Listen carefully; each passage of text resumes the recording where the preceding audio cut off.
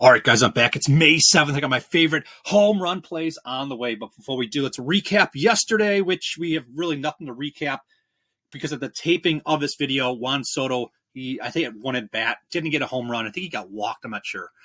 So we got 3 more at bats, hopefully left for Juan Soto. And the other play we had was Riley Green. His game was postponed due to weather. So all we have is Juan Soto today. And we are up 2.67 units. If you're new here, you might be like, what's that all about? We only put 0.1 of a unit or 1/10 of a unit. If you wanted to put this on a scale, if you will, if we put around 1 unit on every single one, like we did last year, which we made 72.1 units, this year, putting on that same scale, if we weren't so conservative, 1 unit on every single play, we'd be up around 26, 27 units. So far, so good. Very successful opening part of the year here. We didn't even start betting home runs until about 3 weeks. Like in about 3 weeks is when we started last year. We didn't start until late May or so. I also wanted to say this really quick. I have another channel that it's called MoneyBall Bets. Okay, I used it last year to kind of put some things over there. I want to kind of use this a lot more. So I'm going to put a link in the description if anybody interested, because I want to do some other things in baseball. Okay. But I don't want to make these videos. I don't want to put one video and they're just like long as can be and have things in there that people don't really want. But if you're I know we had last year, what do we have? We had the no home run parlays. We had the no hit parlays as we get later in the season when it's a lot harder for batters to record hits for different reasons. I don't want to get too into it. Game bets over there and totals we could have. Also, I'm thinking about putting in maybe over there do the Get Invested series. If you're new here, I have a portfolio that I kind of showcase to you guys what I'm doing, but on a smaller scale. We would just put like $2,000 investment in things. You could see this right. This is a snapshot of this. Had to be in November, so some of the prices have changed because we had a big dip in the market, and I think I want to come on here soon and start talking about things where I want to buy some because I think it's the right time to get in.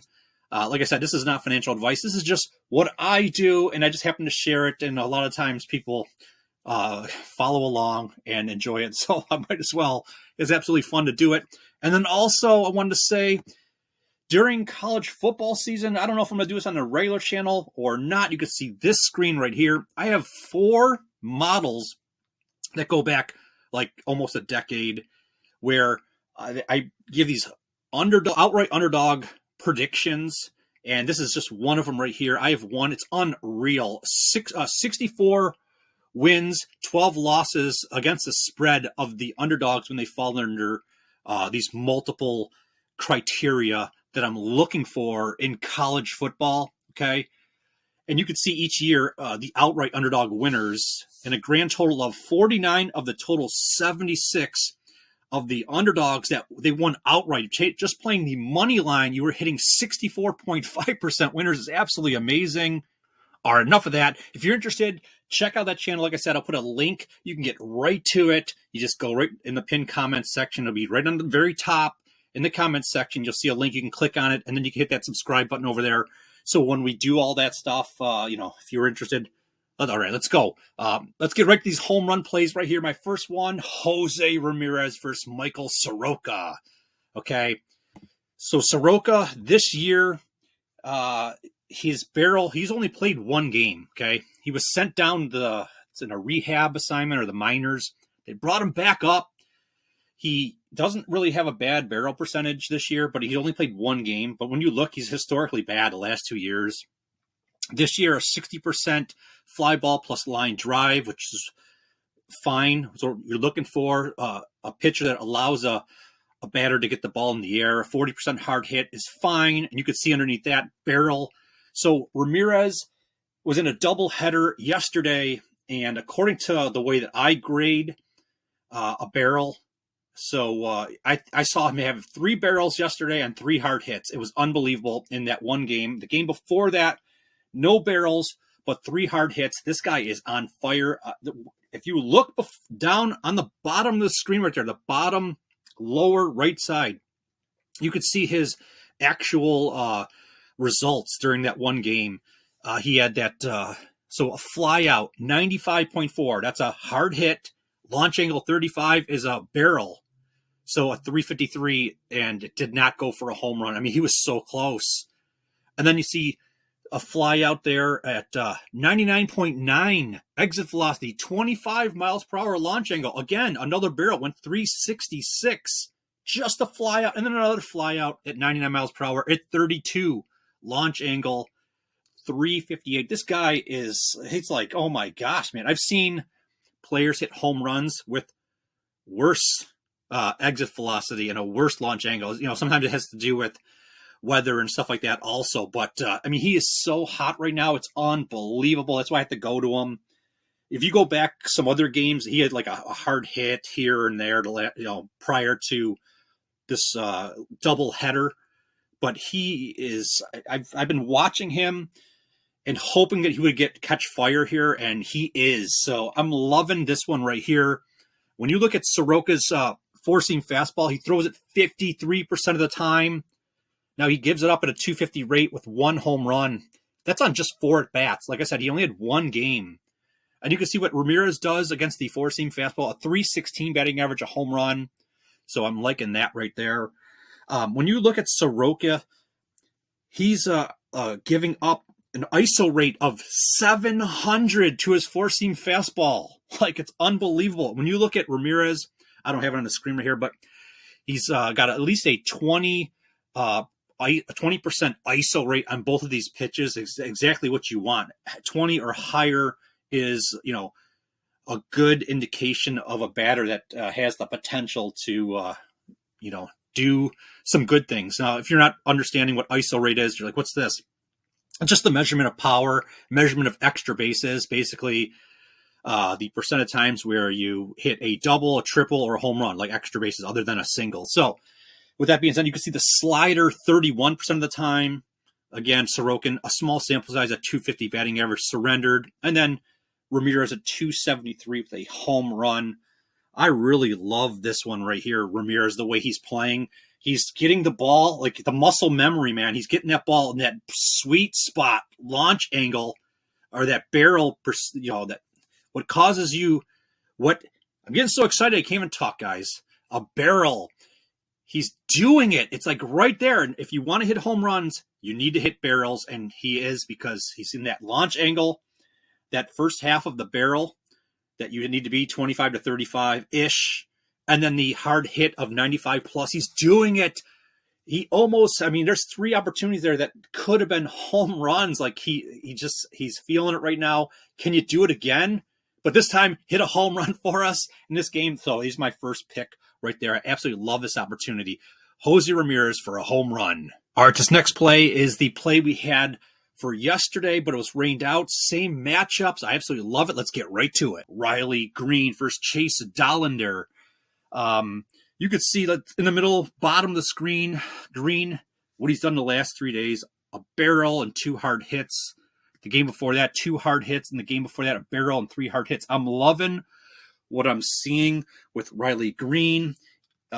Even when he's not getting the barrel, that designation of the perfect launch angle and exit velocity. If it's not a hard hit, it was close or what have you, but then the launch angle was like the right launch angle. Or if the hard hit was there, if the launch angle was just off a little bit. So if you just got to match up the 2 and boom, it's going to be out of the park. I absolutely love this opportunity here. So you could see the 2 pitches. He'll see the overwhelming majority of the time. The four-seam fastball, about 52% of the time, Dollander throws that, and he sucks at it. A 333 batting average. Let's be nice. Giving up 5 home runs already to that pitch on just 27 at-bats. 9 hits, of which 5 were home runs. He's not a good pitcher in terms of, all right, Green. a 379 batting average against the four-seam fastball all year long. 3 home runs on 29 at-bats, 11 hits. Oh, I love this opportunity. The way, I can't put everything on the screen. There's things I really don't want to talk about either, like trade secrets, if you will. But this one, oh man, this one I love it. It's a home run though. It's a home run play, so it's not going to be easy. Put it that way. So the changeup, 22% of the time Dollander throws that one, giving it up at a 500 rate. Just small sample size, 6 at bats, 3 hits, and then Green, just a 237 batting average. That's okay. 17 at bats, 4 hits. I love this one. Green's hot. He's recorded a hit in 10 of his last 11 games. And then I want to talk about this. On the other channel, we talk about this a lot more. The launch angle sweet spot, okay? That's so launch angle sweet spot is when the ball comes off the bat between 8 and 32 degrees, okay? What's the significance of that? That's the angles by which it's the greatest probability of recording a hit or having the highest batting average, okay? So when we talk about barrels now, that's an exit velocity of 95 plus with a range generally in the low to mid 20s to low to mid 30s, okay? Depending on the exit velocity and all that stuff, it changes. So like I said, the low 20s to mid 30s. So the launch angle sweet spot is a little wider than that. So it's 8 to 32. But you could see Green ranks number 99 in the MLB out of 257 batters in this range. About 1/3 out of every hit is in this range. That's a good thing. And what's even better is when you look at Dollander, he's giving that launch angle sweet spot up at 43.2% of the time, which ranks him number 226 of 363 in the MLB. Like I said, I love this one for a home run here. Riley Green, he's so due. He's doing home run hitter things. So how about you go and be a home run hitter for us today? Can you do it? All right, those are my 2 favorite plays. Others I'm potentially looking at. The numbers say Pete Alonso. I'm so sick of playing the Mets players, man. So I don't know if I can do it. Taylor Ward, Corbin Carroll. I don't know. I got to sleep on this, and we'll figure out in the morning. And then underneath them, weather has impacted this game, but I would have absolutely loved to play Ryan O'Hearn and Jackson Holiday, or one of the two. They were on my radar. I didn't really get into it too much. I mean, they both maybe could have qualified. Maybe they will. The weather is just not necessarily a really good game for home runs, but I'm holding out. I'm going to look in the morning and see if Ballpark Pal updates the weather, and sometimes they do. And if it's not as bad, those two I would love to put in the pinned comments. Like I said, I'll put all my official plays in the pinned comments. Those 2 that I just showcased, those slides, those definitely are going to be plays unless the odds are so ridiculously low or what have you. Those are definitely plays, but all these ones on this graphic right here are just, at the moment, not official plays, but some may make it in the morning. I got to check it out. So let's just get right to the weather here. You can see the first graphic. I have 2 of them. Look at how nasty this is again, man. Oh, man. So, I mean, I'm just looking here. Where's the none of the players I had in this one? Oh, yeah, Baltimore, Minnesota right here. 27% reduction in the potential for home runs. I can't bet into that. If that changes in the morning, I'll be on 1 of those plays, maybe 2. And then here's the other graphic right here, a little bit better on this side. So like I said, we have the Detroit-Colorado game with Green. It's only a -4. That's definitely fine. And then the Cleveland with Ramirez, that's a -4 also. That's fine. And then the Mets, Alonso and Carroll, that game's a -13. Like I said, those ones are just leans for the moment, but I'm still fine with -13. That's not an issue for me. So that's about it. I just want to say, check out that other channel. Like I said, I'll leave a link directly to it. You just click it And it brings you there if you're interested in all this other stuff that I don't really want to bog down on this channel, and make super long videos with things that are just a lot different, So if you like some of the stuff I kind of said we're going to do over there, then you might be someone that wants to venture over there and have a bunch of fun. So there you go. That's about it. I just want to say I absolutely love every single one of you, and I'll just talk to you guys tomorrow.